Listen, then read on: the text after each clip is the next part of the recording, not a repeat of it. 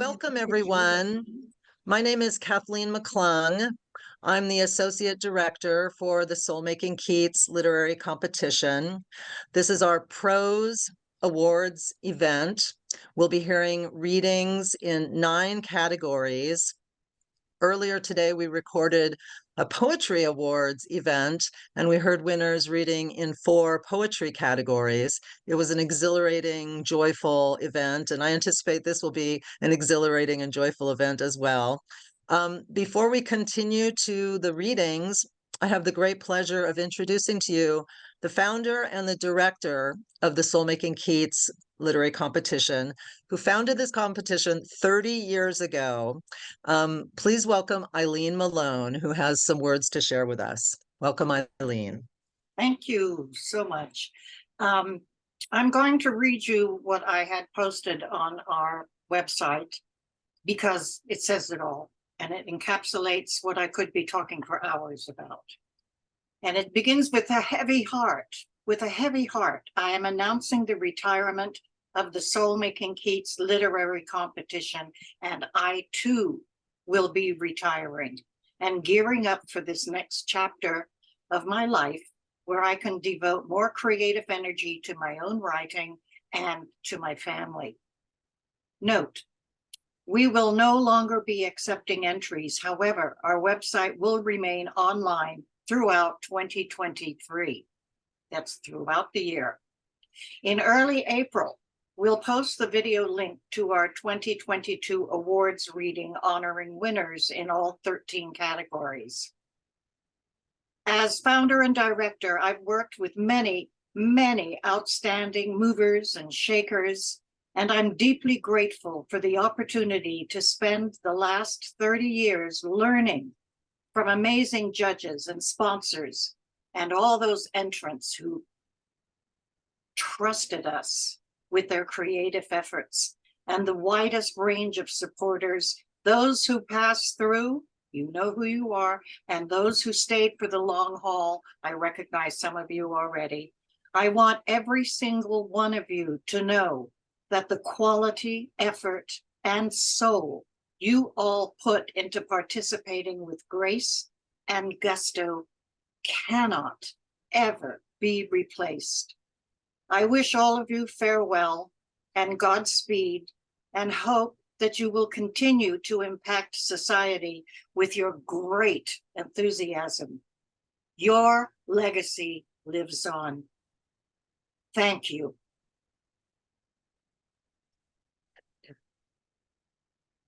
Thank you so much, Eileen. And I just want to personally say what an honor and privilege and pleasure it's been for me to work with Eileen Malone over the years with this contest. And I am so grateful to you, Eileen. Thank you so much. As the MC for today, I'll be introducing the judges of each of the 9 categories, who will then be introducing their winners. Regretfully, the honorable mention winners will not be reading today. It was a decision we made based on time parameters. Please note that the winners and the honorable mentions are listed on our website, soulmakingcontest.us. First, I'd like to introduce to you the judge for the young adult prose category, Rita Williams. Take it away, Rita. I thank you, Kathleen, for that introduction. And just want to say to Eileen, this has been such a wonderful ride. She asked me to start the Prose for Youth some 20 years ago, so at least 2 decades now. And I think I've been the only judge for this. And I've been heartened to see how many young people understand the value of words, not just text today, and how powerful words can be.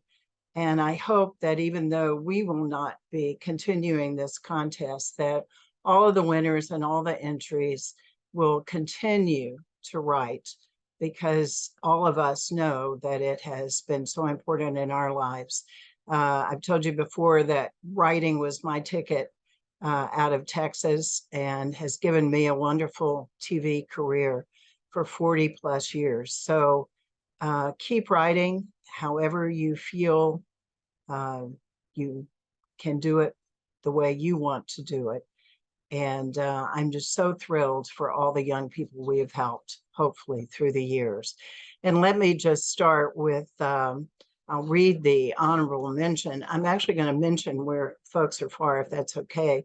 Honorable mention was Cameron DeFries of Urbana, Virginia, for Colossus. And I think it's important to say where people are from because they're from all over. And that was one of the beauties, I think, of this contest. First prize was Freedom Strange of Waco, Texas, with a writing, All the Friends of My Youth.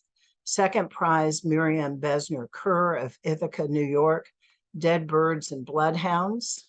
It was just as evocative as it sounds.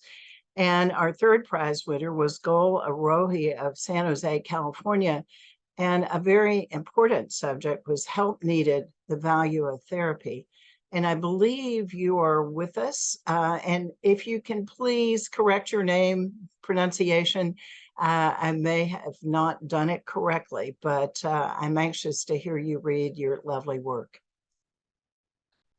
Hi, yeah, my name is Aarohi Goel. Thank you for having me and giving me this opportunity. I'm honored to be here. This is a shortened version of an essay about the importance of mental health and advocating for therapy for all teenagers. So, without further ado, you should go to therapy. Few suggestions make teens more defensive as they interpret it as an accusation of insanity.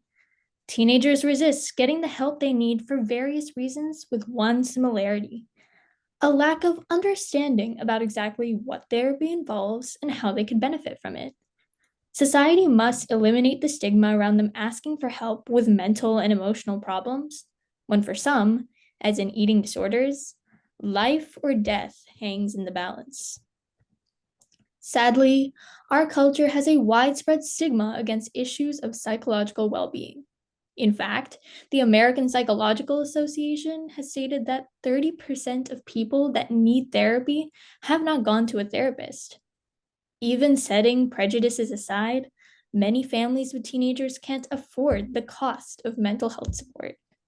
For a working parent, it is near impossible to take time out of their job to find an affordable therapist for their child, making therapy seem like an unaffordable luxury rather than a necessity. Regardless of why teens don't go to therapy, not going inevitably impacts their mental health and happiness. Part of what has caused rates of depression to increase may well have to do with the fact that people do not regard mental health as important as physical health, or very important at all.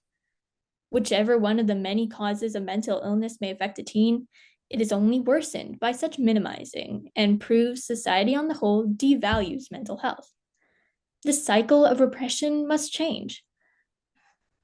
An example from a Bay Area student's life illustrates the positive effect of therapy.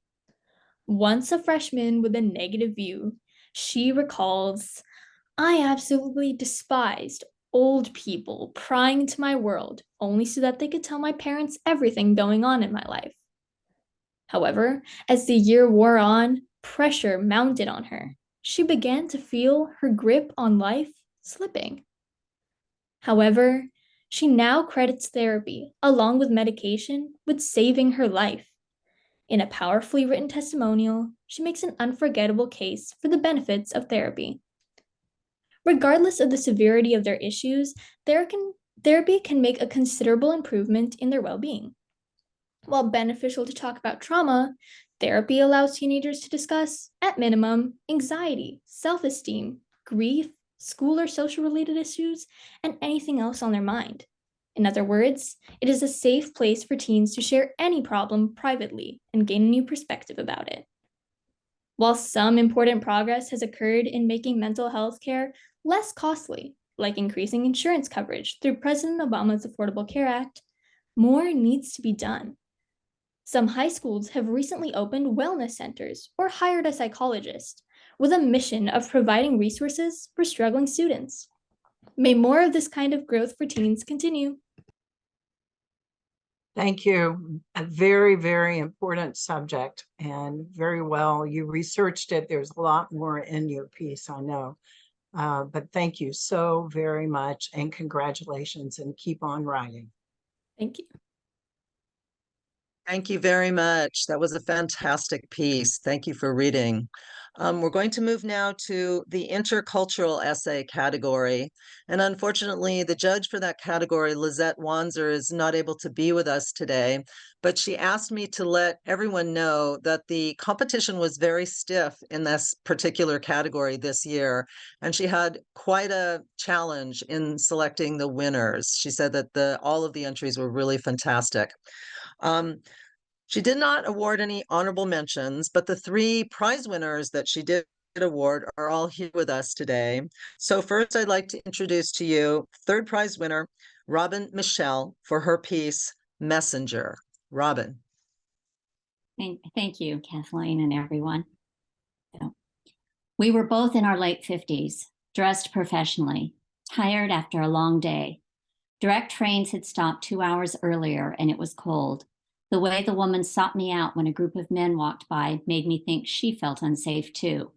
The 2016 election was the ugliest one I had ever witnessed. Agitation and anxiousness pulsed through the air. My husband was confident Hillary Clinton would win. I wasn't, but even if she did, an ugliness had been unleashed. I learned the woman's name was Evangeline. Originally from the Philippines, she and her husband owned a dry cleaning business on Market Street. Hard work, but they were able to put 3 children through college. Business is now poor, so I have a catering business and care twice a week for an elderly Fremont woman, she said. Riders got off a Richmond train and the doors remained open for several minutes. We noticed a young man in his early 20s, his legs draped over the seat in front of him, talking loudly into his phone. "You're still my bitch, my hoe. Why the fuck you be looking at my Snapchat?" Evangeline and I exchanged a worried look. "I am heartsick," I said. She nodded and motioned in the direction of 3 teenage males laughing in the swirl of pungent marijuana smoke. Our train arrived and we boarded. Suddenly shy, Evangeline and I nodded and turned in different directions. As I sat down, I noticed graffiti scrawled on the side of the seat. "Feminism sucks." I spotted Evangeline and mouthed, "Can I come sit with you?" She eagerly nodded. As we commiserated about the state of the world, my husband texted, "Trump won." I shared the news with Evangeline. A light flared briefly in her black eyes. She touched my arm as if groping for a wall in the dark. "How can this be?" Everyone on the car, day laborers, service workers, professionals, looked stunned.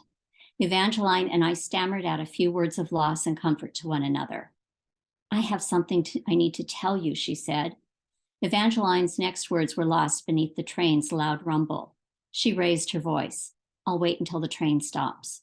My stop. I did something I had not done before. I took out my business card and gave it to a Bart stranger. But Evangeline was no longer a stranger. As I rose to leave, Evangeline quickly spoke.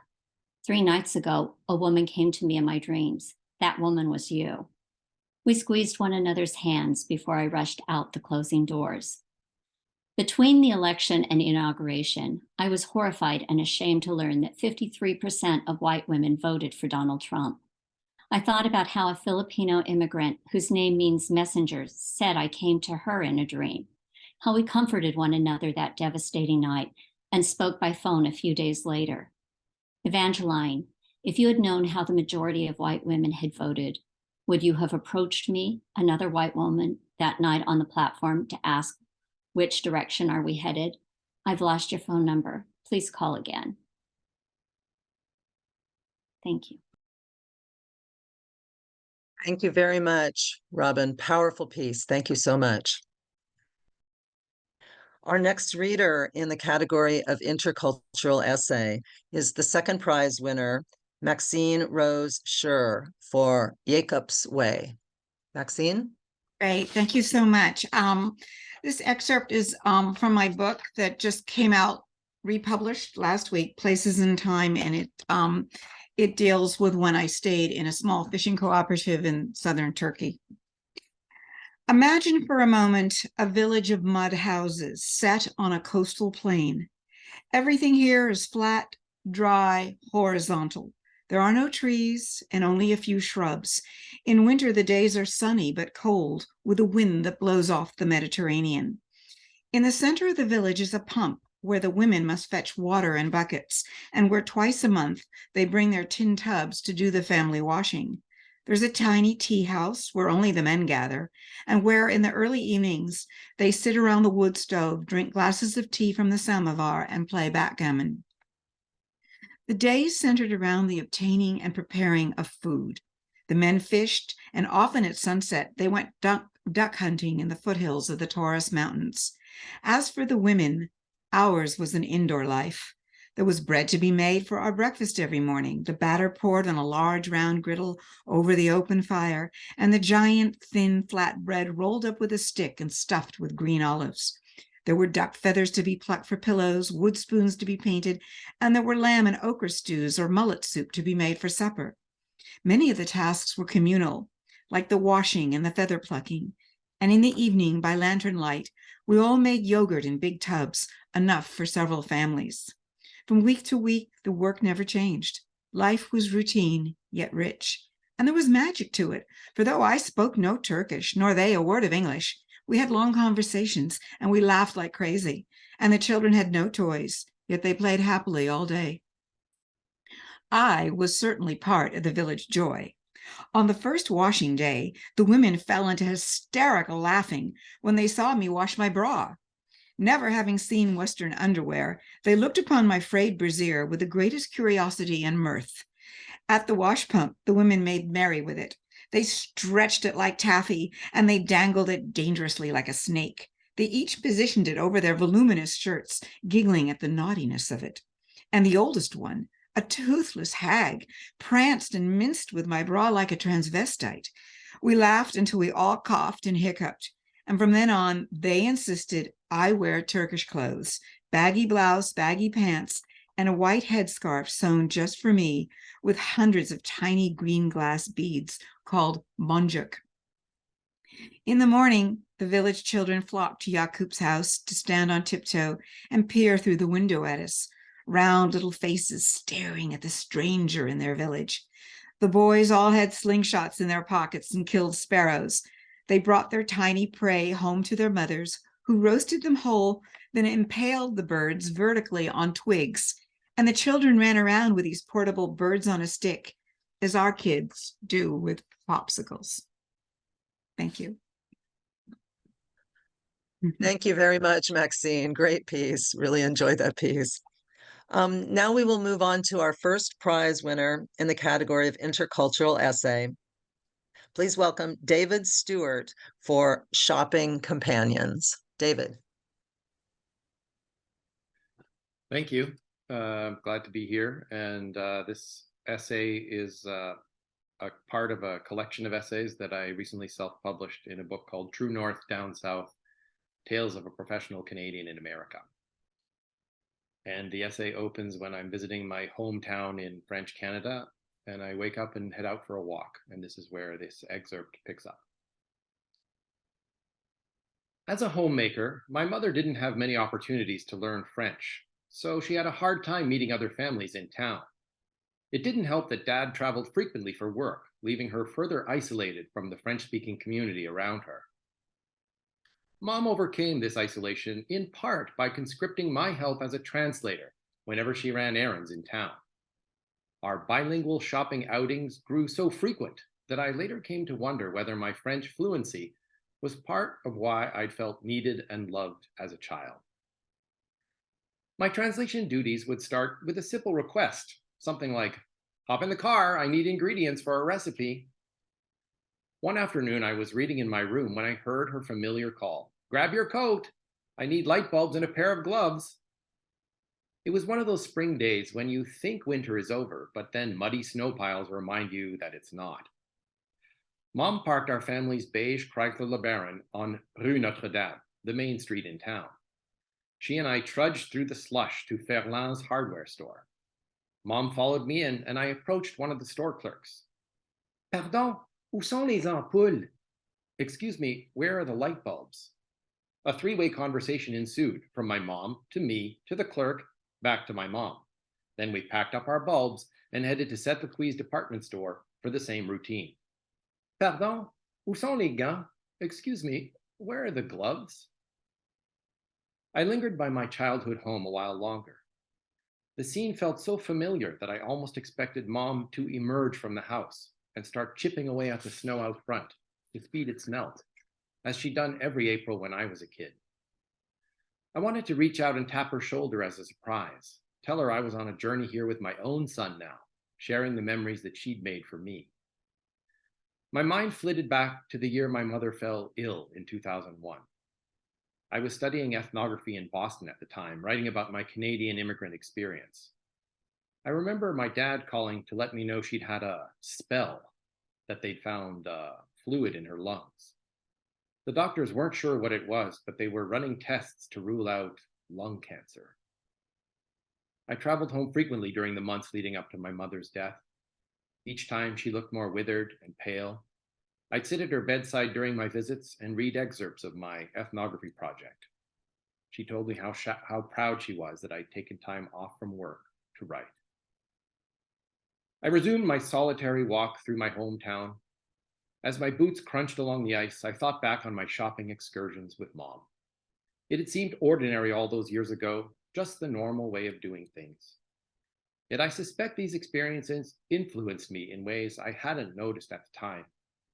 For even though I moved away from Quebec as a teenager, I nonetheless maintained a lifelong passion for French and English Canadian culture, and I enjoyed writing in both languages.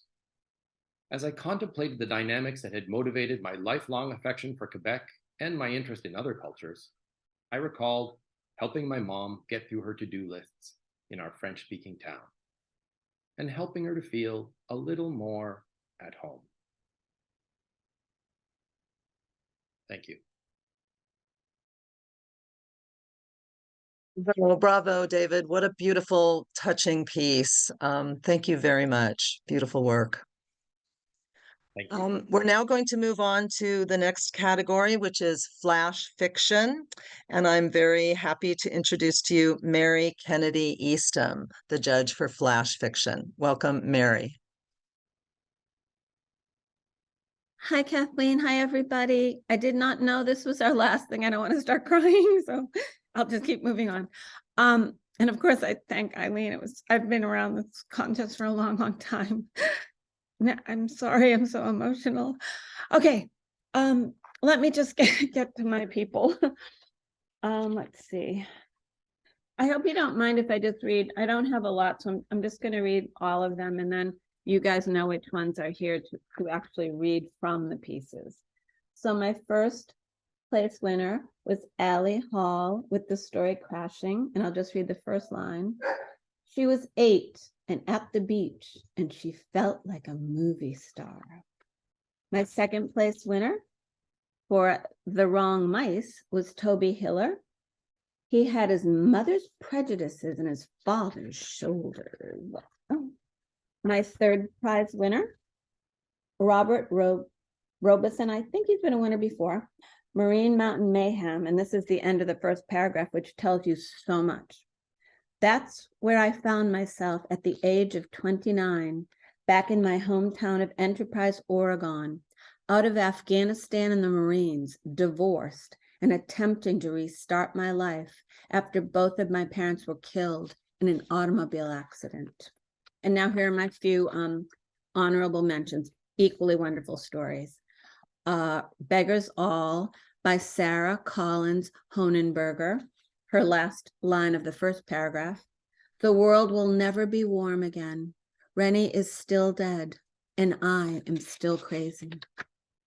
My next honorable mention, wait a minute. Tantrum on the Beach. Everyone's experienced this, whether you have children or you don't. I have a lot of friends with kids. The girl child is 3. And then the next one is A Smoker's Lungs by Nancy Beauregard. I breathe slowly through my blue paper mask, the small malleable metal strip squeezed over the bridge of my nose, just under my glasses.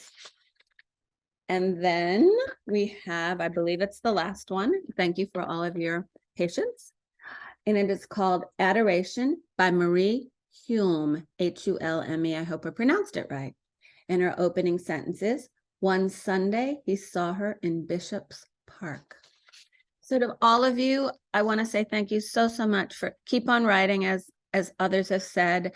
And I've so enjoyed being a judge, and I don't want to cry again. So Kathleen, you can now move on to the ones that are reading. Thank you, Mary. But I do think that Toby Hiller, your second prize winner, is here with us and is ready to read. So, Toby, are you ready to share with us your second prize winning piece, The Wrong Mice? Well, thank you so much for the choice of my story for second place. I'm very pleased. This is an excerpt from it. It's a little longer than this. And this story was published in Unlikely Stories, Mark 5. The Wrong Mice. He had his mother's prejudices and his father's shoulders. She liked float and specialized in drift-prone ideas, but her walk had lateral power. The first time he saw her walking down the street right in front of him, her hips delivered a direct message right to the target. He bought her no rings or flowers, wrote her no notes. He relied on his hands and a certain kind of winking smile. His shoulders knew what to do. The fact that she cooked for him seemed another piece of the right news. But she was not glide right in easy. Often she didn't look directly at him when she talked, as though she were directing her marks to someone standing beyond his shoulder. When she spoke of lottery tickets, feline memory, the aurora borealis, the way some furniture sagged too much, her glance would go galactic. Though he didn't really listen to the details, he did buy a new couch so the hips would have a firm backing, come any high water. So it started and continued. Excuse me. Nothing went wrong, though she became more quiet, a step in the right direction as far as he was concerned. His days developed an expectation of rhythm, a slow tide of beginning, middle, and end, while the nights, once darkness fell into their bedroom, flew in rumpled and wild, full of juice and feathers. Then one day she was gone, nobody there when he came home, no sign at all. Her things cleared out, even her kitchen stuff. He stood still in front of the couch, staring into its firm cushions. Something he didn't recognize and couldn't explain fell out of him onto the floor, and though it was invisible, he knew it was there. He called her best friend, a woman with hair that stood out from her head as though electrified, shocked into aureole. But Bets hadn't heard anything. Really, she said, just like that? He could hear her long red nails clicking on some surface as she talked. He felt the blood rush into his scalp. Maybe it was those nails, the tapping. Maybe it was that goddamn exploding hair. That night, when he finally went to bed, he found a note under his pillow. The note said, "I'm sorry, don't worry, I'm not mad." That's all.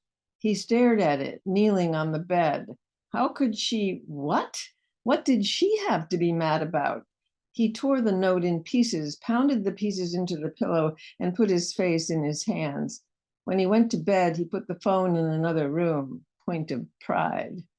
The next morning, he found a note in the egg carton. It said, "Nobody could tell you anything."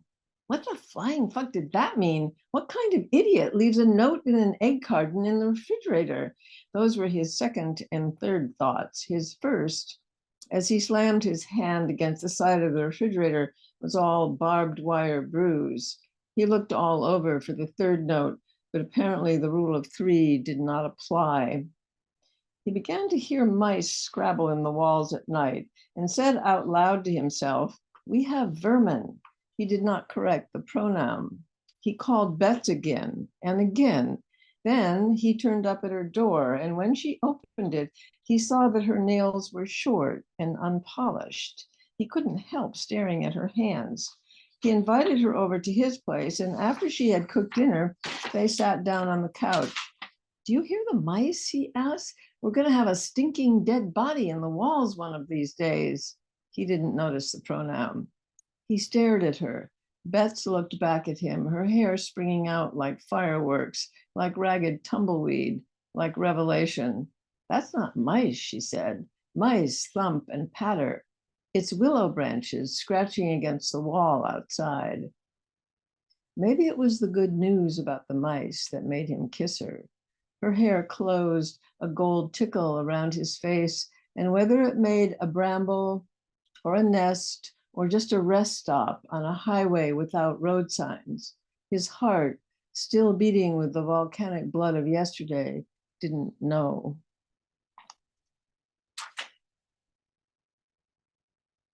Thank you so much, Toby. Gorgeous piece. Thanks so much. We're going to move now to the next category, which is religious essay. And I'm very happy to introduce to you the judge of religious essay, Tilia Klebenov Jacobs. Tilia, welcome. Hi. Good afternoon, everybody. For the past 10 years, it's been my privilege to helm this section of our competition. And as you all know, today marks the last time I or any of us will do that, which makes this that rare thing, an award ceremony that is arguably more emotional for the judges than the winners. So with your indulgence, I will read some of the words I spoke in March 2013 at the giving of the first ever Tilia Klebenov Jacobs Religious Essay Awards at the Court Auditorium in San Francisco. At that time, I said, I'd like to thank Eileen for giving me this opportunity. As far as we can tell, there isn't another competition like this, and it's clearly filling a void.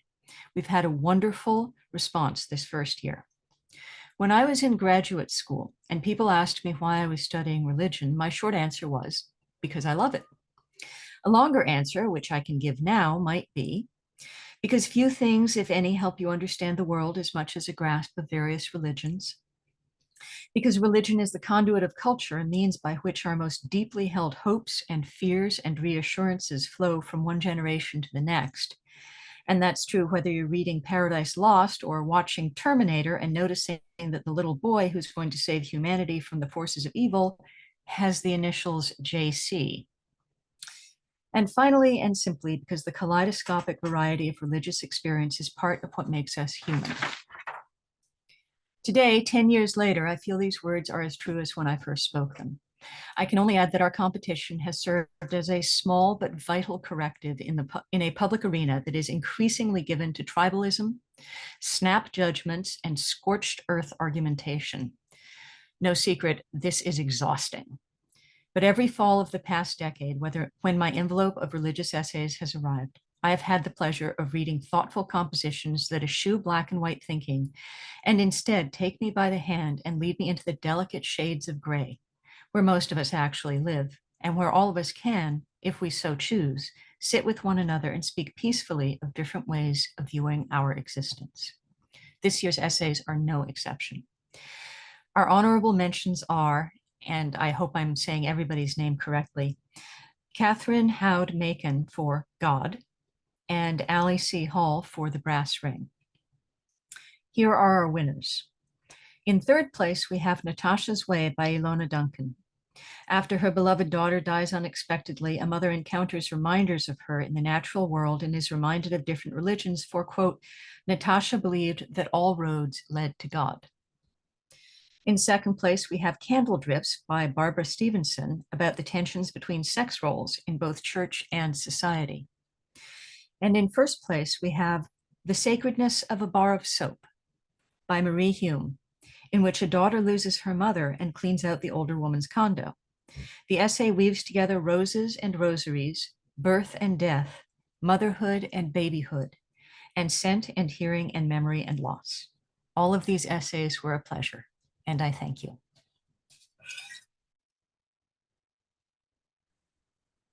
So I believe all three of your winners are here with us today, Tilia. So I'd like to invite third prize, Ilona Duncan, to read now. Yeah, I'm here, but I don't know whether anybody can see me because my icon is not up. We can hear you, Ilona, so go ahead and read. Okay. I'm reading Natasha's Way, an excerpt which is halfway through the essay. It starts with my daughter's death in the beginning. Nothing in the police investigation made sense. The truth, what happened that tragic evening when Natasha died, will remain concealed in the obscurity of life. I focused on keeping her memory close, hoping for some divine intervention to console my heart and deep sadness. Natasha believed that all roads led to God and that the world's religions were diverse cultural tenets created at different times under local circumstances. She told me about Taoism, believed in Tao, the way which cannot be named or reached through human reason. Yet if we open our minds to this mysterious realm, we may experience a glimpse of heaven, feel its beauty and eternal magic. In the months, weeks, and years following Natasha's death, I felt multiple connections to this mysterious energy. The first occurrence was in August 2001, a month after her death. My husband and I were traveling and spent the night in a Kansas RV park. Sleep was sporadic, and we rose before dawn. With coffee in hand, we went outside, sat at a picnic table, and stared into the darkness. Not a light anywhere, people still asleep in their campers. As soon as the sun rose, Ian and I would be on the road, though not as before, with excitement about what the day might bring. Then suddenly out of the darkness a black cat appeared. At a slow and steady pace, the cat walked toward me until it reached my feet. It jumped into my lap, sat back on its hind wide paws, and began to knead, as if making a bed. Lifting his head, the cat looked at me, gave a soft meow, and curled into my lap. I sat quietly, stroking the cat's soft black coat, listening to its rhythmic purr touching its white paws. Natasha's relation with cats had been unique. I remembered her beloved cat Sonia. She too had white paws. As the cat's eyes closed and she fell asleep, I felt the ache in my heart lessen. Ian had seized on the moment too. He felt the cat was a messenger sent to console us. I can't say how long we sat there, maybe 30 minutes. Then dawn illuminated the surroundings and the cat awakened. It looked up at me one last time and jumped down. Without making a sound, it walked slowly away and disappeared. Ian and I remained seated for many more minutes, convinced the cat was a sign from Natasha.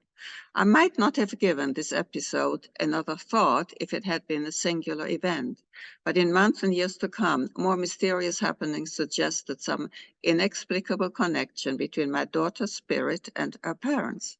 The tremendous love we share transcended beyond worldly existence. Over and again, Natasha found a way to enter our hearts and souls. End of reading. Asked her if she could hear you. Could you hear me? Yes, we could hear you beautifully. That was a beautiful fine. reading Thank you. of a beautiful piece. Thank you. Thank you very much. Our second prize winner in religious essay is with us today, and that's Barbara Stevenson, who will be reading Candle Drips. Thank you.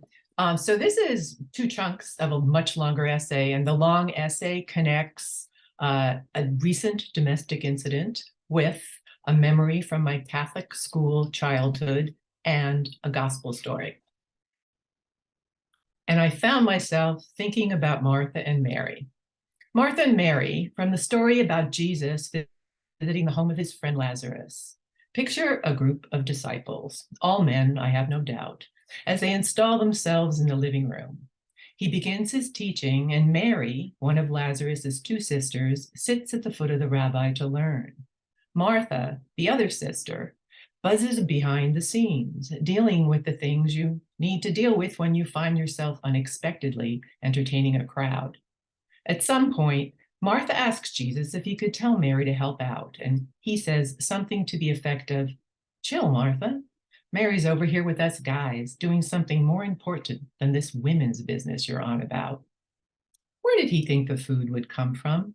He wasn't pulling off a wedding at Canaan or loaves and fishes here. That food came from Martha's kitchen, from Martha's hands. As a Catholic schoolgirl heading into adolescence, that story enraged me. This passage still bothers me, but I now see that my long ago reaction was less about the Bible than it was about the insular world of my youth, in which family, school, and church were tightly intertwined. There were truths that I knew deeply, that the gendered distribution of domestic labor in my family was unjust, that the interests of men were important merely because they were male, that women's interests were conversely devalued. Let everyone around me denied those truths. These denials lit a slow-burning something in me that burst into a white-hot flame when I realized I would never be an altar boy. That fire burned bright throughout high school, college, and my first decade of adulthood. When I started a family and came back to church, I banked that flame. My husband is far from a chauvinist. He cooks dinners and cleans bathrooms. And yet, our reality today is not the 50-50 ideal we began with. Sometime during the chaotic, joyful tumble of our child-rearing years, David stopped fretting when the house headed towards biohazard status. I stopped taking out the garbage. Church is mystery and magic, where I am called as nowhere else to dig deep and be true, where I am held and challenged, where I am never alone. But you still hear a lot about God the Father. And when it comes to scut work, the church still relies on a host of Marthas. This is adulthood, I told myself for years. Then the Supreme Court began chipping away at Roe v. Wade. Once again, something burst a flame inside me, and once again, it feels hard and true. So I need to find my way, to hold fast to the truths I know, to discern the line between righteous wrath and petty resentment.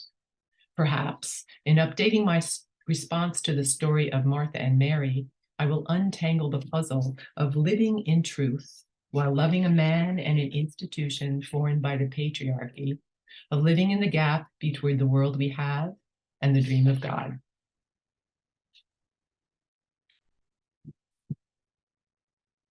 Bravo, bravo, Barbara. Beautiful piece.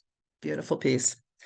And our first prize winner in the category of religious essay is with us today, Marie Hulme, for The Sacredness of a Bar of Soap. Thank you.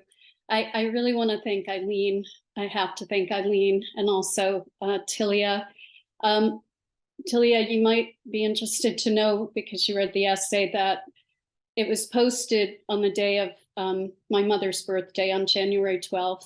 And today, when I'm reading it, is Mother's Day in Ireland, where I'm reading from. So there's something very mysterious and sacred about that, I think. Anyway, here we go. There's nothing sacred about a bar of soap until there is. My mother's last breath was like a baby's first. It was a kind of gasp that moved her from one world, the world she knew, into the next. The way a baby moves from the comfort of the womb of the mystery to all unknown and yet to come. It is a profound breath, a sacred one. At the moment of that last breath, I leaned over and kissed my mother's lips. I'm still not sure if I was hoping to take that last breath into me, or if I was wanting to give her mine. I only know that it was an instinctive act, the way a mother instinctively knows how to comfort her baby with a pinky finger in an open mouth. It is connection we crave when we are in pain. We crave physical comfort and connection. Living and dying are physical experiences, even if all we wish to believe lies in an ineffable, numinous space. Her lips were still warm in that moment. I had been singing to my mother in the hours before she passed. I sang every song I thought she might like to hear, because the nurses told me that hearing was the last sense to go, as someone lay dying. I like to think that my singing brought some comfort to my mother in those last hours. My Buddhist friend told me months later that I had elevated my mother into the next life, that she would reincarnate as whatever she most desired, because the last sound she heard on earth had been my singing. That first spring after she passed, I saw bluebirds in a birdhouse she had given me. There had never been any birds in that house, and my mother loved bluebirds. I was teaching part-time when my mother passed, so after my last class, I would go to her condo to clean out what was left of her life's collected bits and pieces. I left my mother's clothing for last.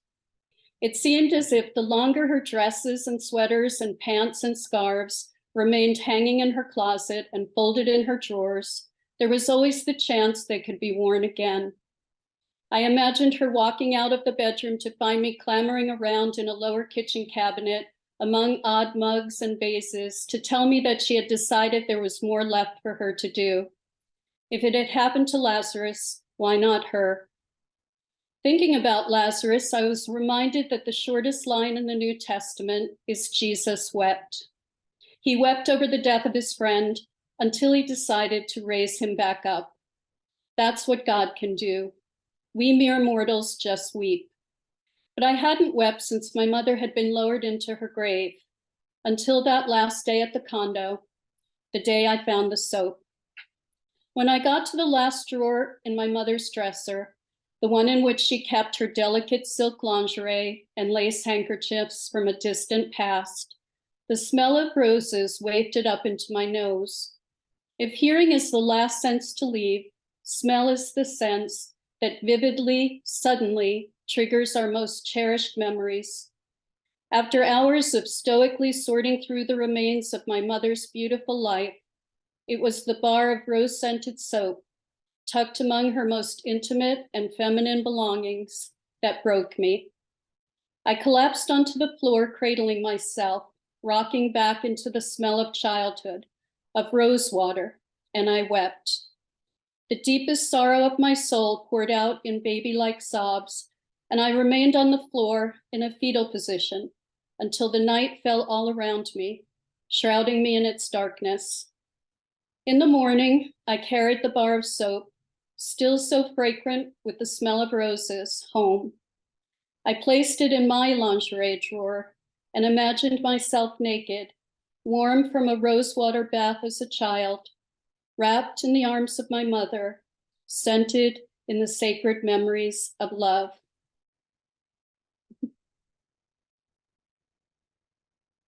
Thank you. Thank you very much, Marie, for a beautiful piece, a really beautiful piece, moving and beautiful. And we're so glad you're able to join us from Ireland. Thank you for being here with us today. Thank you. We'll now move to the category of creative nonfiction. And our judge for creative nonfiction is Gail Wilson Kenna. So please speak now, Gail. Okay, so this isn't what I was going to say, but I love that I'm following Marie because I would never, ever have entered the Soul Keats without Marie. So what I'd like to say today, first of all, is to add my appreciation to Eileen Malone for this old and unique literary contest. Between 2012 and 2016, the SMK kept me writing. And after winning in multiple categories during those years, Eileen asked me to be the judge for creative nonfiction. And what a pleasure this has been for the past 7 years. And now with the contest ending, I'm doubly grateful that I bound my writings from the Soul Keats into a book, which I dedicated to Eileen and the Soul Making Keats judges. A writer who has won multiple times in creative nonfiction and other categories wrote to me the other day. He said, the SMK has been by far the best competition that I have encountered and stimulated some of my best efforts. And to Frank Flavin's words, I would like to add this sentence from poet John Keats. He said, I am certain of nothing but of the holiness of the heart's affections and the truth of imagination. Today, the winner in creative nonfiction, a gifted and imaginative writer, is not reading. Her name is Martha Grace Duncan, a law professor at Emory University in Georgia. And years ago, Martha Grace won first for a narrative titled A Perfect Start. And it did not surprise me when Eileen identified this year's winners that Martha Grace had written Return to Eden and won first place again. Her second submission in creative nonfiction this year was titled Close, one of the 3 honorable mentions this year. One day, the collection that Martha Grace Duncan is working on is a book that I know that I will be able to read. She is that remarkable of a writer. Today, we are fortunate that the second and third place winners will be reading their submissions, or I hope that's true. And before we hear from Tara Lynn Mitchell and Maxine Rose Schur, two writers from California, I would like to congratulate Robert Robinson for his submission, Miracle at Landing Zone Ross. He received a second honorable mention in creative nonfiction, and his name will have been read often this day because he won a lot of awards. For the past 7 years, I have written to all 3 winners and honorable mentions in creative nonfiction. And this year, for the first time, one of the winners is an incarcerated writer, Demetrius A. Buckley, whose work was submitted by a friend in Brooklyn, New York, and she kindly provided me with an address for Demetrius in a Michigan correctional facility near Lake Superior. Recently, I wrote to Demetrius about his moving and impressive submission, Forgetting How to Swim. In the letter, I mentioned a few images I admired from his narrative, such as Lake Superior's, quote, maritime scent mocking the yard. I loved this notion of prison and schoolyards and the teasing and mockery that occur in both. I also liked his phrase, going home, nestled in every tomorrow, and water curls against the land. And such fine touches as this one, the small paper inked with numbers blows in the breeze. And I won't forget his image of prison. That's good, yo. A building on his back, and his fine description of swimming that followed the image of his back against a wall. I ended my letter to Demetrius about a book I wrote under a grant, Beyond the Wall, and the 4 years I assisted incarcerated North Americans in Venezuelan prisons. Demetrius has 8 years left in his sentence, but this man has talent as a writer, and he believes, as I clearly saw in his submission, that he believes in the truth of imagination. So now I hope to hear Maxine and Tara Lynn's winning submissions. I congratulate both of these writers and my heartfelt thanks to Eileen Malone. Much, Gail. We'll hear first from Maxine Rose Schur reading A Short Journey to a Long House. Maxine. Thank you so much, Kathleen. This was written on a trip I took to Sarawak in Borneo and stayed with the Dayak tribe in their longhouse in the rainforest, in the jungle. It feels late now, yet beneath the longhouse, ducks and chickens still cackle and quack. The fighting cock tied up outside the chief's door crows now and then as if it were dawn. And we see again the man with the elongated earlobes, who I was told spends his day sorting the good peppercorns from the bad. Now he is talking in one of the several candlelit groups. I've since learned he has the curious name of Goon, and he is the chief's older brother. If you're the younger brother, I asked the chief, why were you made the Tuai Ruma? My guide translates this question, and after thinking a moment, the chief answers. When my older brother was a young man, he decided the earth was flat. He was convinced that if he could only get to the end of the jungle, he could look over the edge of the world and know how big it is. He had such a great desire to look over the edge that without telling anyone, he walked into the jungle. For 3 weeks, we did not know where he was. Finally, people from another longhouse came upon him walking and brought him back here. After that, it was thought he should not be chief. Because he thought the world was flat, I say.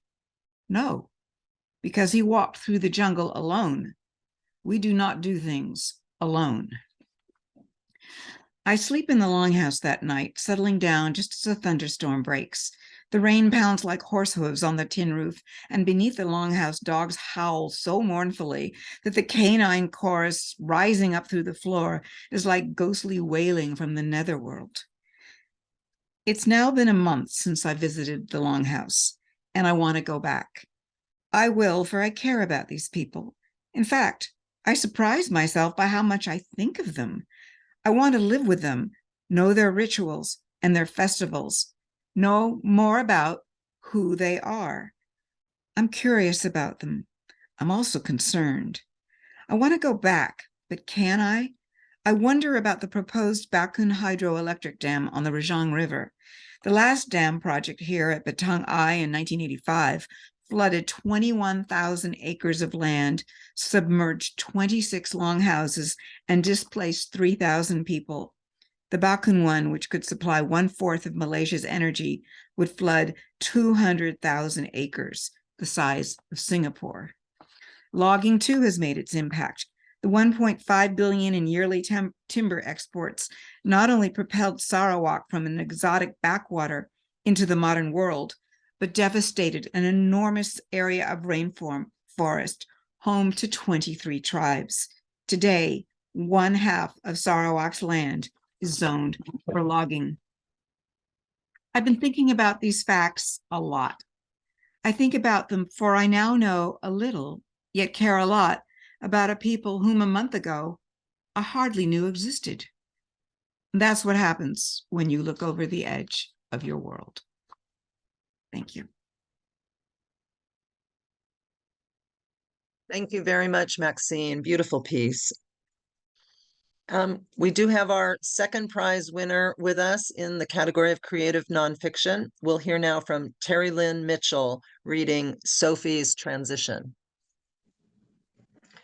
Thank you for the opportunity to be here. This is a long story, so I'm just going to start at the beginning and see how it goes. Sophie's Transitions. No one knows where she came from originally. Undoubtedly, she was frightened and hungry, another lost soul in a sprawling metropolis. The city of angels seemed like an oxymoron, with its fast cars, visible greed, insidious crime, its culture of narcissism. Beneath the steady hum of its dizzying network of freeways, the self-promoting billboards and the extravagant glitz of Hollywood Boulevard and Rodeo Drive, one heard a quiet pulse. It was the steady beat of humanitarians with heart. It was in that setting one day that a young man walked into a feed store in LA's San Fernando Valley and went up to the counter. I found a kitten and she is hurt. Can you help me? The man behind the counter said, "Kitten, eh? This is your lucky day. You want cab." And he pointed out to the aisle where a woman inspected feed for her sheep. Cab heard her name called. "I found an injured kitten," the young man repeated. "I heard you could help." With that, he produced a kitten some 5 months old, out from under his sweatshirt. She was a solid gray color, like a Russian blue. The man had found her wandering in a construction site with a seeping wound in her side. Cab, a diminutive older woman who knew her way around animals, accepted the wee one and brought her immediately to the clinic where I worked. An X-ray showed a small bullet from a pellet gun lodged in her abdominal muscle. No organs appeared affected, but the wound was infected. The vet prescribed antibiotics for a month. Cab took the kitten and medication and cared for the small soul, administering the antibiotics and flushing the wounds until the infection finally healed. Once the kitten was stronger and healthier, she came in to be spayed. Another X-ray was taken. While the bullet continued to pose no threat, the doctor decided to remove it during surgery. Soon after, Cab found a home for the kitten. She was placed with a friend, Margie, who had recently lost everything in a house fire, including her 2 cats. Margie had multiple sclerosis, which was progressing. The kitten was named Sophie, and this was the last I heard of the hapless orphan until she escaped from the apartment and was attacked by a dog. We sent home more antibiotics, and once again, Cab helped coming over to her friend's house to flush out the wound. 7 years later, Sophie came to my attention again. Margie had just died of complications from her MS. Thank you so much, Terry Lynn. Thank you for your beautiful reading. We'll now be moving to the next category. We're about halfway through the program. We've heard from 5 of our 9 categories. We'll now move to the short story category. Excuse me, I'm working on a cold here. I'm really sorry my voice is so froggy today, but I wouldn't want to be anywhere else. So we're going to now move on to short story. And the judge for the category of short story is Gary Turchin. So take it away, Gary. Okay, I'm sorry if there's some banging. My landlady, today is the day they're doing construction work outside, so I'm going to keep muting myself. But just to say, I was a guest judge this year, and when I asked Stewart, I was frightened to death because I think, God, it could be a lot of boring reading I'm going to force to do. And the truth is, the reading was exciting, fabulous, and almost all the stories held my attention one way or another. It was very difficult to pick winners, and in fact, if you got even an honorable mention, as far as I'm concerned, you're first place.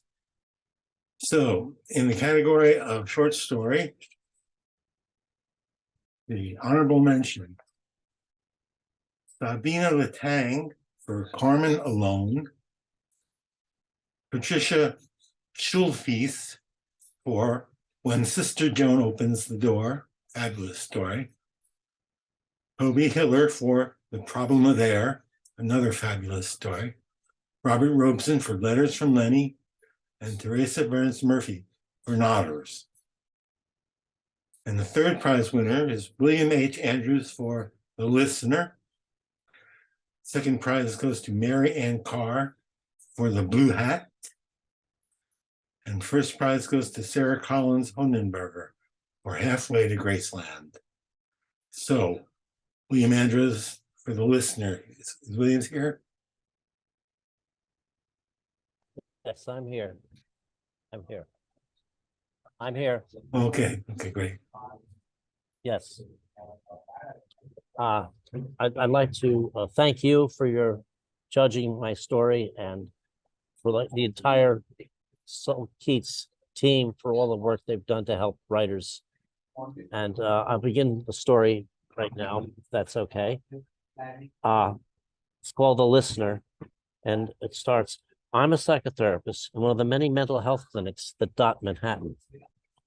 I was going over the list of clients I was scheduled to see when I got a message at my 3 o'clock. Mr. Harron had suicided. A loud knock jolted me out of my shock, and I rose heavily from my chair and opened the door. A middle-aged client, Carmine Fazio, shoved his foot in like an eager door-to-door salesman. You said I should see you if it was an emergency. I'm very, very upset. I know he wants a session now. He referred to Mr. Harron as his dearest friend and a person he trusted completely. But my supervisor wants everyone to wait till their scheduled appointments, no exceptions. But how could I turn away this man in his worst moment? He's a middle-aged man who identifies as gay, but his strong Catholic conscience will not let him, quote, sin, unquote. And he is clearly devastated. So I waved him in. I settled into my chair and laced my fingers behind my neck and nodded. First, the good news, Fazio said.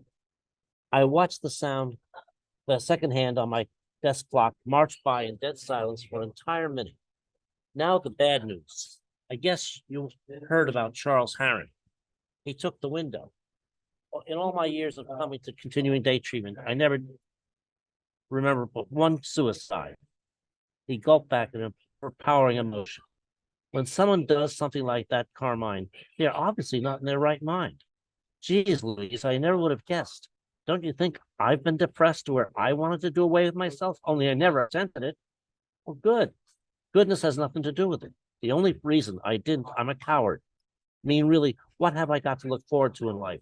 At best, my life is a shit sandwich on good bread. By the way, Charles was a bigger coward than I am. He held out his hand so I could see a large silver ring. I admired this. He took it right off his hand and he gave it to me. That was he. Very nice. Nice. Nice is an insipid word. It's handsome. It's elegant, like Charles. And the best you can offer is nice? You therapists aren't perfect. I know you've got into this field because you had to see someone for your own issues. Some of you are sicker than your patients. You just hide it better than us lowly bottom feeders. I admit a lot of us have our issues, Carmine, but that doesn't mean we still can't help people. In fact, sometimes it helps. I bet no one ever gave you a ring like this right off his finger. It was a beautiful gesture, no question. He gave this to me months ago, he said, as if I was incapable of the simplest logic. I love that man. We were two misfits, but when you put us together, we were a perfect fit. We never had sex, yet the hours I spent with him are the close to a lover's touch as I will ever know. Thank God I drunk dialed him once and said the L word. I never thought I'd be that guy, you know, drunkenly slurring devotion into a phone in the wee hours. Humiliating. Now I'm beyond thankful that I said it, because he took the best part of my life out that window with him. The tears in his voice were unmistakable. I've no doubt you truly love him. I learned something, Mr. Collins. Real intimacy doesn't always have to involve sex. Real intimacy can be sitting across from someone and holding nothing back from the person. Total openness. I never had that until Charles, and now he's gone, out the window. He looked up at the ceiling. No wonder I go around feeling life owes me a refund. I felt bad for Fazio. I reached over and touched his sleeve. Remember, Carmine, he had mental illness. I'm sorry your friend died. But right now, you are my main concern, not Charles. Know what? I don't think Charles jumped out that window at all. I think he was pushed. He raised his right hand. God is my judge. I mean, if he killed himself, wouldn't there be a suicide note? Not every suicide leaves a note. I demand the police be called. You have to do this. I'm mentally ill. No one is going to listen to me.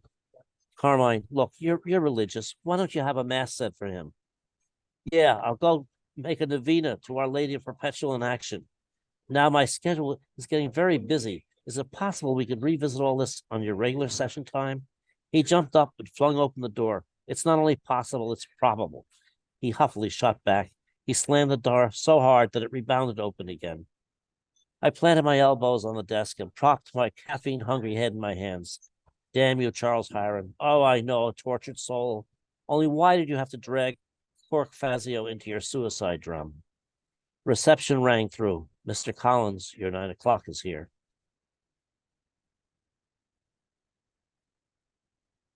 That was the end of the story. Thank you, William. Thank you very much. Great. Second prize, Mary Ann Carr, The Blue Hat, was a fable. It was a fabulous story, fabulous and funny. And I'm so sorry to miss you. And first prize winner, Sarah Collins Honenberger, for Halfway to Graceland. Sarah, you're here? I am. Sorry. Okay, here we go. I was going to read the second place winner because she asked me to, but that's apparently not done. You have to be present, and she couldn't be present. So Halfway to Graceland. This is an excerpt, mostly the beginning with a few deletions because of language. I thought this was a family-friendly audience. Okay. The bus dumped the two of us at an abandoned gas station outside Bristol. Me, because I had no money for the next ticket and had lied about the last one. Stearns, because he'd been mouthing off to the driver about the bus running late, and the old guy finally had enough. Although I didn't know Stearns, when I started walking southwest toward Tennessee, he followed me. My duffel hit my hip in just the wrong place. I had a bruise already, and we weren't a mile around the city bypass. Nothing I wasn't used to, though this was a new sore spot and unexpected, just when I thought I'd escaped all that by leaving home. He dragged along 10 paces back, as if he didn't dare come closer, as if he thought black guys were inherently thugs. All my life, I'd seen that reaction on white people's faces. I just went on being myself and letting them think what they wanted. Distance. It's a good thing if you grow up being hit by someone who's supposed to love you. On the bus, when the guy introduced himself, he said Stearns was his given name. But I had doubts. With bootlaces held together by cobbled knots like strung cranberries, he looked more like a Billy Bob or a Ronnie, nothing with class or money behind it. It turned out he had less cash than I did, but then I hadn't planned any of this. I hadn't planned, period. What's the goddamn hurry, he said. It'll be dark soon. You want to sleep in the ditch? That shut him up. Without a map, I still knew that anywhere in Tennessee would feel a lot closer to where I wanted to be than 1 foot in 2 states, no matter what they say about Virginia being home sweet home. It never had been for me. My old man was released from the state pen when I was 7. I didn't remember him from before. He came home, but not because he missed his kids. He needed my mother's steady paycheck to fund his poker habit. When he lost, he hit her. When he won, he hit me because I was the reason he didn't have more of her money to play longer. Eventually, I was bigger and I hit back. That meant he and I couldn't stay in the same place without one of us turning up dead. Not quite the American dream, but it gave me a good reason to split. When Stearns dropped into the empty bus seat next to mine in Roanoke, he asked, and I told him I was headed to Graceland. He'd never heard of it. I should have known right then that he wasn't up for a real road trip. His story, when it leaked out of him a while later, was sadder than mine. Down one leg in a motorcycle accident. His brother shot full of holes in Afghanistan. His kid sister raped by one of their mother's tricks. And pregnant. He flashed a picture from his wallet of the 3 of them when they were little kids. Buzz cuts and pigtails, bare feet, T-shirt necks separated from the ribbing like circlets around a debutante's neck. They sat side by side on 2 cinder blocks in front of a trailer door that had been bent every which way. Kicked in, the twin to mine. I could almost see the guy who'd done it. A goddamn pity party, that's what Stearns started with that goddamn photo. I needed to change the subject. I was looking to change my luck. If you like music, you ought to go to Graceland. Where? He asked. You never heard of Graceland? The way he looked at me, I was the dumb one. Hell, I let it ride. He was already short 1 leg and all. You must have heard of Memphis, music capital of the South. And when he didn't even nod, I added, Memphis, Tennessee. What kind of music? He asked. Another clue I missed. Across the interstate, the road ramped uphill. Stearns followed like a puppy. Hold up, would you? He balanced the fake leg on the top of his little blue suitcase to take the weight off. And with that long face, he looked like every other homeless guy begging. What's so stupendous about Graceful anyway? Graceland. Sounds like a beauty parlor, he laughed, or an amusement park. Haven't you ever heard of Elvis Presley? Is he that black guy who plays for the Cowboys? Jesus, how had I gotten mixed up with someone this brain dead? When I turned around to blast him, he had his pant leg up and he was twisting a steel knob on the hinge of his plastic knee. The words got all tangled up in my throat. Jesus, I muttered again under my breath. I need a break. Do you mind? Stearns just sat there, hunkered down on the suitcase, and stared across the dried out grass tufts into the future. Least, I hoped it was the future and not the past. His past, I guessed from the photo, wasn't anywhere you would want to go. I didn't talk either. I was too busy thinking how it would be to have a man-made tube for a leg. No Charlie horses, no stubbed toes. I felt bad for him, which actually felt good since I'd been drowning in guilt the last 10+ hours over leaving Mom with the king of evil. That's it. Thank you very much. That was great. Thank you for judging in the contest. It was a wonderful ride.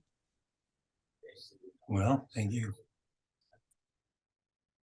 Many thanks to Sarah for great reading and to Gary for great judging. Thank you both. We're now going to move on to the next category, which is Memoir Vignette. And unfortunately, the judge of Memoir Vignette is not able to be with us, Linda Joy Myers, But Linda Joy asked me to share a short statement with you all. So I'm going to read this statement from Linda Joy. She says, as we all know, memoir is a work of courage and specificity of experience. The writer draws the reader into a world that's in the past, but it's in the present time of the protagonist. These pieces inspired me and held me in the weave of their words and made me want to know more, to read more. They offered a specific time, place, and world and immersed me in it. The stories presented a clear arc, a beginning, middle, and end that were satisfying, having embraced me fully throughout.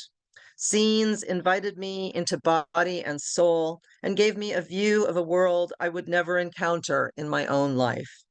I appreciated all of the stories, and I encourage all of the writers and the winners to keep writing. So Linda Joy awarded 8 honorable mentions, and congratulations to these 8 people. Robert Robeson for You Only Get So Many Memorable Moments. Mac Carey for Memory and Myth Making. Maria Hanley for The Middle House. Erica Goss for The Power of Stories. Daniel Raskin for Childhood Paradise. Maxine Rose Schur for Sudden Splendor. Martha Grace Duncan for Prologue to Death to a Dream. And Annabelle Williams for Pizza Bagels. So congrats to those 8 honorable mentions in the category of Memoir Vignette. And I understand that we have 2 of the 3 prize winners in the category of Memoir Vignette. I'd next like to invite to read our 3rd prize winner, Ilana Duncan, reading The Wise One. Ilana? I heard about astrology and clairvoyance as a child living in Germany after the Second World War. My grandparents and mother read the daily horoscope, and before New Year's, they acquired each magazine that published a yearly astrological forecast, which they analyzed meticulously. Mother also consulted Frau Krause, a graphologist and clairvoyant whom she called the Wise One. In adolescence, I was skeptical of the mysterious oracles my mother valued. The more I learned about physics, chemistry, and the cosmos, the less I believed in superstition. Everything in life, I thought, had a scientific explanation. Astrology and prophecies were illusions. In my late teens, Mother proposed that she and I visit the Wise One together. Frau Krause handed me a blank piece of paper, pushed a magazine over, and said to copy a passage from an article. Her tone was businesslike yet encouraging. She confirmed my birth date and studied my handwriting. A few minutes later, she looked up and, squinting her eyes, said that I'll move far away, across the sea. She held her gaze on me as if waiting for my reaction. I asked about my Dutch boyfriend, wondered if he would move too. She shook her head, said she saw an accident, but didn't reveal more, that I would marry a man far away, have children, and grow old together. Late in age, my husband would not speak to me anymore. My son would be of great comfort, but my summers would be ill-fated. September would bring better fortune. Years went by. I looked ahead to each summer with a sense of foreboding. My beloved grandfather died in July, and in 1974, my former maid, the Dutchman, died when the Lufthansa Boeing 747 crashed during takeoff in Nairobi, Kenya. In July 2001, my daughter died shortly before her 21st birthday. Could it be that the Wise One had a premonition when she said that my son would support me in old age? I no longer thought of Frau Krause's predictions as mere coincidences. I studied books on cosmic consciousness, metaphysics, alchemy, and the great religions, and understood that there are things our minds can't know. Yet they are real and exist. Only mystics and prophets born with heightened awareness communicated with the unknown. My husband died in the summer of 2021. 60 years have passed since I consulted the Wise One. She had been right that Ian would not speak to me in late age. I imagined a stroke, not his death. No longer the skeptical youth, I now trusted the wise one's mysterious link to the unknown and believed that death may be a beginning, not a morose finality. One day soon, I too will enter this mysterious realm and hope my loved ones will be waiting. Thank you. Thank you very much, Ilana. That was fantastic. Our next reader, our second prize winner in Memoir Vignette is Robert Robeson, who wrote the piece Special Delivery. And unfortunately, Robert is not able to be with us today. I believe our first prize winner is here. Please welcome Frances Flavin, who won first prize in Memoir Vignette for Asphalt Time Machine. Frances, are you here with us? I'm here struggling a little bit with the mute button. I mean, I think there's probably quite a few people in my life that would love to have control of my mute button. First of all, I want to thank Eileen for holding this together for so many years. You had such a positive impact on so many folks. This contest is unbelievably wonderful. Also like to thank all the judges who sifted through my good stuff and labored through my bad stuff. It's very much appreciated, the time and effort that goes into this. And I'll apologize a little for stumbling over some words here. I've found that writing for reading and writing for listeners are two separate skill sets. So begin Asphalt Time Machine. I squinted in the mid-morning sunshine that reflected off the hood of my old pickup.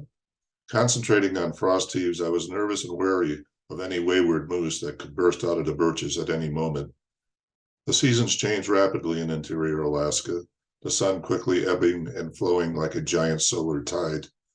Sourdoughs often remarked that there are only two seasons in Alaska, winter and not winter.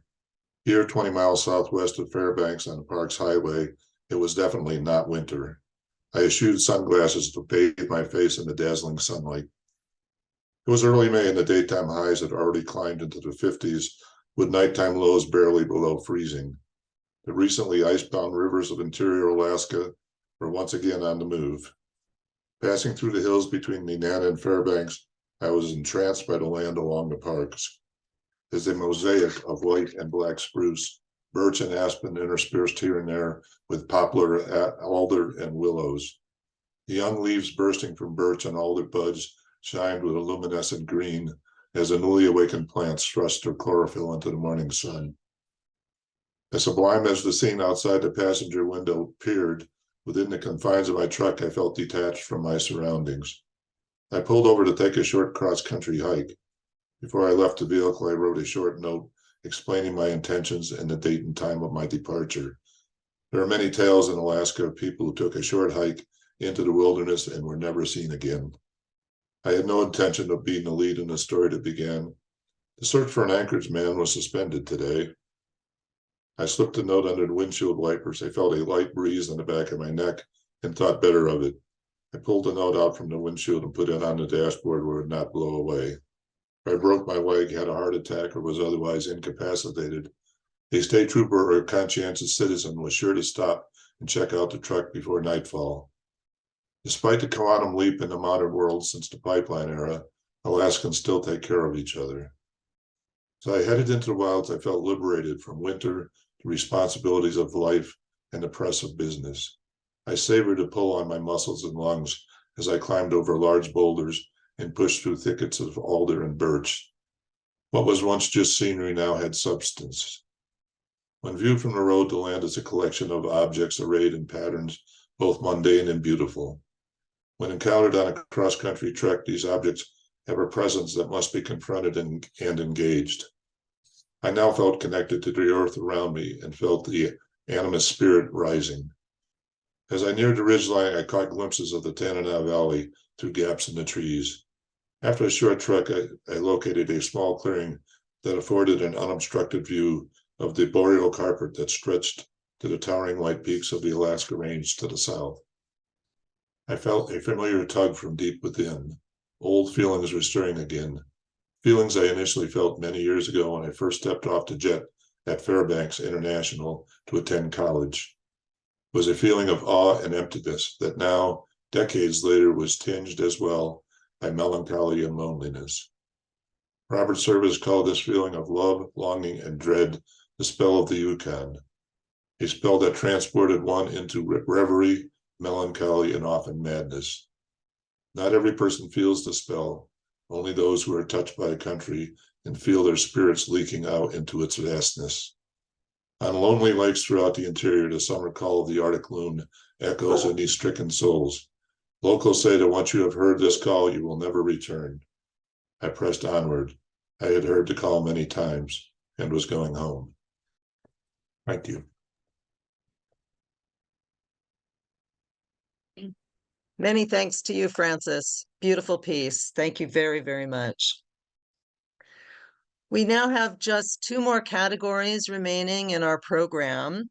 I'm delighted to move us now to the novel excerpt category, and I'm delighted to introduce to you the judge of novel excerpt, Donna Gillespie. Take it away, Donna. I believe that my winners are all here, including George Herron, but he is unable to participate. In the novel excerpt category, we see a small slice of a much larger work of fiction. The opening pages of a novel put a great burden on the author. You have very little space in which to establish the environment, bring in a circumstance that ignites the imagination, and characters or a character who teases the reader into wanting to know more about them. Very little time to promise much more to come. The author must, through use of prose and foreshadowing and careful selection of details, suggest to the reader that the protagonist is immersed in a compelling conflict. It's not easy to establish a world in the opening pages while promising drama to come. When done well, it can almost seem a magician's trick. I found some impressive examples in this year's list of winners. The following are our honorable mentions in the novel excerpt category. Sarah Collins Honenberger of Tappahannock, Virginia, for Welcome to the Lanesville Landfill Lending Library. George Herron of Ontario, Canada, for The Second Fall. And now to our top 3. First, you'll hear from third prize winner Dana Rodney of Sebastopol, California, for The Warming, a novel set in the near future, 2040, I believe it is, in an Arctic wildlife center in northern Alaska, where the protagonists are studying a group of polar bears. This blends creative point of view shifts from polar bear to human and back again, and it works. That's what amazes me. With details of native Inuit culture and riveting action scenes. And it also has well-crafted, sensitively drawn characters. This excerpt captured and held me all the way through. And now I'll give you Dana Rodney. Hi, everybody. Wow. Can you hear me? Yes. Thank you so much, Donna. It's always so wonderful to hear someone else talk about your book who enjoyed it. My book takes place in the near future, in the year 2040, and I'm going to read the just first page from the novel, which takes place in the Beaufort Sea in northern Alaska. And it starts with our polar bear protagonist, Anouk, swimming in the frigid water. She was desperate to stop swimming, but there was nowhere to stop, nothing to grab onto. She was frantic to spot the humped form of a spotted seal against its usual backdrop of ice, but the ice had not formed this year. A cramp shuddered through her massive shoulders. Her muscles would seize up soon, she could tell. She chuffed, a steamy pant of breath, which instantly froze into ice crystals around her snout. At the horizon, she spotted a gray line darker than the monotonous glare that had confronted her since morning. She lifted her head an inch higher. The gray form stabilized, coalesced. Land, finally. Her eyes angled behind her for any sign of her cub, the one she thought of as Chupka, because of the funny sneezing sound he made when something pleased him. But glancing over one pumping shoulder, then the other, she saw no brave white snout reaching above the choppy waves. He'd whined and mewled behind her for hours as they swam into the sharp yellow sunrise earlier that day. She could do nothing but swim on. She'd hoped he had dutifully quieted down, but the merciless waters must have pulled him under and silenced him. She dipped her snout into the freezing water to snap her thoughts back to the present, then blew off the droplets with a harsh blast. Survival was paramount. But she let out a crooning wail into the frigid air before she realized what she was doing. Maybe the tide had swept him ashore and he could hear her voice calling faintly in the frozen air, or find her by scampering along the shoreline, following her scent for miles. But it was unlikely. She wailed again, not just for him, but for herself, and angled toward the spit of land. Her exhausted limbs dangled in the waves as the tide pushed her ashore. Clawing onto the stones, she snorted in frustration. The pull of gravity on her 500-pound body pressed down on her like a boulder. She pulled her paws beside her head and let her eyelids collapse. Rest, finally. But only 10 slowing exhalations passed before a distant scent tickled her nose and her eyes snapped open again. The hollow hairs at the back of her neck lifted in unison. A rancid, oily, slightly metallic scent. The humans were near. Thank you. Our next winner in the novel excerpt category is our second prize winner, Liza Nash Taylor of Keswick, Virginia, for By Way of Paris. And this is a novel set in a women's college in the 50s. And I thought it captures well the simmering frustrations that lie beneath the effort of maintaining the illusion of normalcy. You know, it really captures the 50s and also the injustices, particularly toward women. This impressed me for its immediately established solid conflict, the strong sense of place, and how engaged I was with the main character's plight. I wanted to get up and fight for her. It's written with an impressive economy. Background information is deftly woven in a way that never slowed the unfolding of the scenes. And also she has her famous mother beautifully drawn, her family history, and these also add a riveting and believable touch. It's very ensconced in place. And now I give you Liza Nash Taylor. Thank you so much. Thanks to Donna Gillespie and Donna Levin and to the competition organizers as well. This is from the beginning, and I have done some revisions since to shorten it a little bit. Somerset, Virginia, August 16th, 1953. My earliest memory is of standing at the bottom of the wide staircase, looking up. The wall paneling and banisters, I didn't yet know the word banister, were stained dark, the handrail buffed lighter by the palms of ascending and descending Reeves, then Tillmans, with the occasional naughty child's bottom sliding down.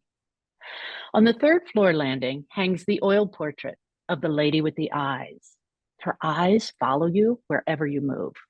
My older brother Lang used to scare the bejesus out of me, swearing she'd winked at him. There's one story of my Uncle Arthur having tied a rope to the railing on the third floor and sliding all the way down into the front hall, yodeling like a mountain climber. I don't know if that's true. The house where we grew up has a name, Reeves Hill was built around 1805, 1,300 acres with high-ceilinged brick house with dark green shutters. My maternal grandfather raised cattle. Now my mother has the dilapidated house and 20 acres. On that late morning in August, the stairway was full of shadows, curtained with faded chintz to block the sun. I stood in the front hall, the thick summer heat sticking my cotton blouse to my back. I listened for signs of life. The house was quiet, and in that blessed, brief peace, I gathered myself, flipping through the pile of mail on the hall table, silently and a little desperately, offering a bargaining prayer that there might be a letter for me that fixed everything. And if there was, I would attend church more regularly. There was no such letter, of course, but my irrational hope allowed me those moments of respite from crushing disappointment. Why do we continue to manufacture hope in the face of defeat? Deflection? Defense? Alas, there was no magic letter. I was well and truly sunk. After 6 weeks away, I'd just been dropped off at home, relieved to escape a 3-hour ride in a Camp Carriesburg van, supervising flush-faced campers with unwashed hair while they sniffled through camp songs, promising to write every day. Those girls would show themselves fickle creatures when they arrived in Richmond in a few hours, parents waiting, the family dog straining on a leash, wagging and waving them home from summer camp. Little girls love a good dramatic scene, especially if they're the center of it. For an 8-year-old, saying goodbye to bunkmates seems a tragedy. When I was 8, I knew with no doubt what tragedy was. Thank you. Thank you. Beautiful reading. Okay, our first prize winner goes to, once again, George Heron, who is not participating, of Ontario, Canada.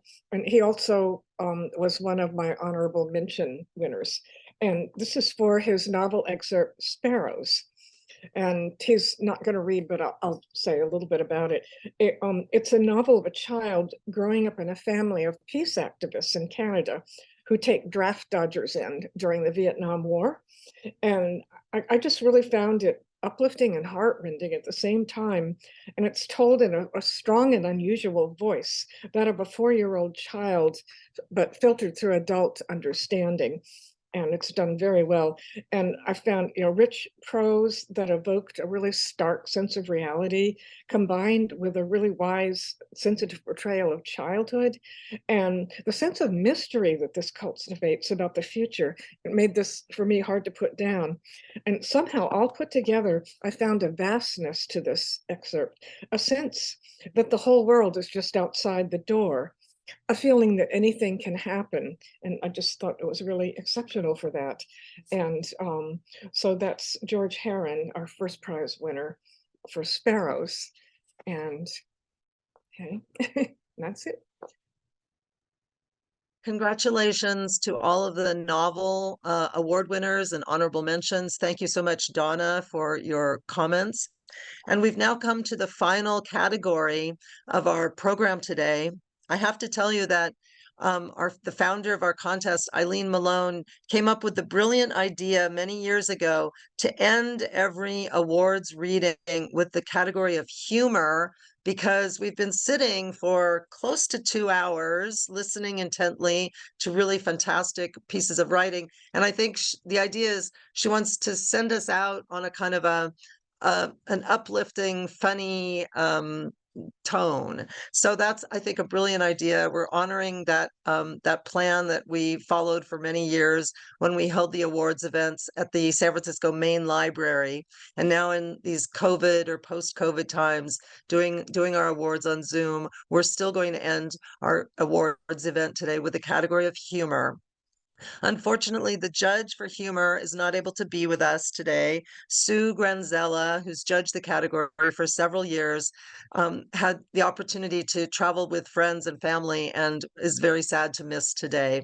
But she did ask me to share with you how much she enjoyed reading all of the entries and how difficult it was for her to make her selections. She did award 5 honorable mentions, and I'd like to tell you the names of those people. The honorable mentions in humor go to Robert Robeson for Preacher's Kid Expose, Debbie Walensky for The First Grand Dog. Also, another honorable mention to Debbie Walensky for Sharing My Wisdom with the Next Generation. Honorable mention to Toby Hiller for Fishbone, and an honorable mention in humor to Ilana Duncan for An Uninvited Guest. There are 3 prize winners in humor. Unfortunately, 2 of those prize winners are not able to be with us, so we will be hearing only 1 prize winner. So we only have 1 more reading to hear today. And after that reading, I encourage all of us to stay on the Zoom for about 10 or 15 minutes to just have a nice informal meet and greet and chat with each other that will not be recorded. So the 3rd prize in humor goes to Steve Holland for Operation Spoiled Peaches. Steve's not able to be with us, unfortunately. 2nd prize in humor goes to Robert Lombardi for his piece Bickering with Kevin. And I'm sorry that Robert's not able to be with us today. But we do have one last reader, and I'm delighted to introduce to you the first prize winner in the category of humor, Joshua Ritter, who'll be reading You Must Let Go of the Trapeze. Joshua, welcome. Hi, thank you so much. It's such an honor. Listening to all these excerpts has been overwhelming, and it's just such an honor to be counted amongst you. I love SMK. I've been entering for a while. This is the first time I've placed, and I'm just gutted to hear that it's ending. But thank you for all of you that you guys do to encourage all the writers out there. I think everybody's pieces that I heard today are just amazing, and I'm just very excited to be part of this. I'll give you just a quick, because I'm not reading from the very beginning, so I'll just give you a quick context here. I have special needs twins. They were about 10 at the time of this incident, and I had difficulty finding something to do with them when they got to that age, something that, an activity.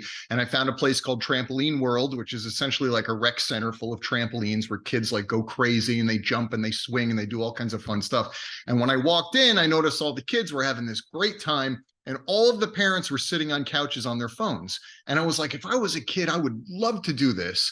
And then I was like, you know what? I'm going to do it. And I asked the person behind the counter, can I jump with the kids? And they're like, yeah, sure. So I'm there with my sons jumping. And this takes place sort of the climax of the piece. There's a trapeze that you grab onto on a platform and you swing across this big pit full of like foam blocks. And so this, right before we left, I said, I have to do this. This is like my attempt to recapture my youth. And so that's where this part takes place. And there's a sign that says, 1 swing only, you must let go of the trapeze, which is where the title comes from. We'll also explain what's happening here. So here we go. I lifted my feet off the platform and felt my body swing over the pit. Instantly, 1,000 memories flooded my mind. I was 7 and soaring on a swing set so high I could see the top of my father's head. I was 9 and speeding down a snow-packed hill as flurries stung my face. I was 12 and sliding off the end of a cliff-top water slide at Action Park, about to plummet into the pool below. I was young. I am free. This euphoric sensation lasted approximately 2 seconds. As soon as the swing reached its zenith on the other side of the pit, I realized I was in trouble. I had inadvertently disobeyed the sign and neglected to let go at the appropriate time. Now I was rushing back towards the platform at Mach 10. No problem. I had seen the kids who also ignored the sign gracefully land back on the platform, and it didn't look that hard. I'll just do that. As I reached the platform behind me, I lifted my legs, but not high enough. They were longer than kids' legs. So the back of my heels smacked into the platform, and I went sailing back across the pit. This time, instead of soaring majestically, my body flopped back and forth like a wet cardigan swinging on a clothesline. Ignoring the pressure on my joints, I waited until I returned to the ledge and lifted my legs even higher. To my relief, I managed to plant my feet on the platform and sighed audibly. Unfortunately, while my feet remained in place, my upper body lurched forward, pulled by the trapeze that I still gripped for some reason. As my feet dragged across the platform, I turned to see that, somehow in a matter of seconds, a crowd had formed to watch my disgrace. Not a big crowd, but about a dozen people, the same size as a jury. As I neared the edge, suddenly the pit of soft foam blocks a mere 2 feet below my child-sized grip socks looked like a quarry full of jagged rocks about a mile away. I was scared to let go. Keep in mind, I had just seen a 3-year-old do a backflip into this pit. But at that point, I just assumed she was an undiscovered X-Man. I mean, what 3-year-old can do a backflip? My legs slid off the platform like a pair of drunk pythons. As the weight of my body dropped, I heard 2 loud pops from my shoulders. And then a scream issued from my mouth. Well, not actually a scream, more of a yelp. The kind of sound a puppy makes when he sees another puppy. You would think that my natural reflexes would have forced me to release the trapeze by now, but my body was in shock. The signals weren't reaching my brain. It was only when it occurred to me that I might actually die here at Trampoline World in Lake Worth, Florida, that I finally let go, anticipating the sweet release of unconsciousness. Being that my forward motion had once again reached its zenith at the other side of the pit, my body fell at an angle nearly horizontal to the planet Earth. The faces of the surrounding jury rushed by as I dropped. The fall lasted approximately 30 seconds. When I finally landed, one of my arms, which was apparently flailing madly, scooped up a lime green foam block and launched it straight into the air. Stunned and mesmerized, I watched it spin, peak near the ceiling, and hurtle back to Earth, not only hitting me square in the face, but actually landing in my slack open mouth.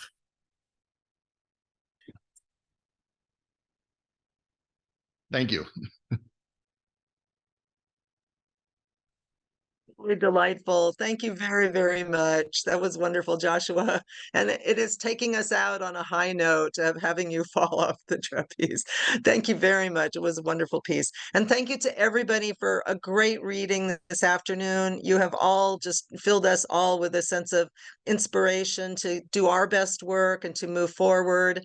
I want to thank the members of the Soul-Making Keats Dream Team that brought together this event today. Of course, Eileen Malone, the director and founder of our contest, but also Steve Long, who is our tech support wizard, who's been the man behind the curtain, pulling all the levers and dials to get us together. So thank you to Steve. Thank you also, huge thank you to Angie Minkin, who did a lot of the coordinating for this program today. Angie was in touch with all of you, back and forthing with many of you. So thank you so much to Angie Minkin. Also, thank you to Ellen Woods, who coordinated this morning's Poetry Awards event. Thank you a million times to you, Ellen, for all that hard labor.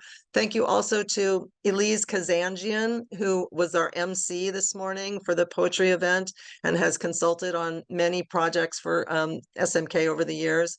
I'm Kathleen McClung. It's been my joy to be part of the SMK contest for many, many years. I'm wishing all the very best to Eileen Malone in her retirement and her flourishing in her own writing career. I hope you will all get some of Eileen's books of poetry and support Eileen as she moves forward in her writing career. And please stay on for a short meet and greet and chat informally with one another. And again, congratulations to all of you winners. Thank you to all of our judges. Thanks for being with us today, everybody. And I think we can turn off our recording now and chat with each other. Thanks so much.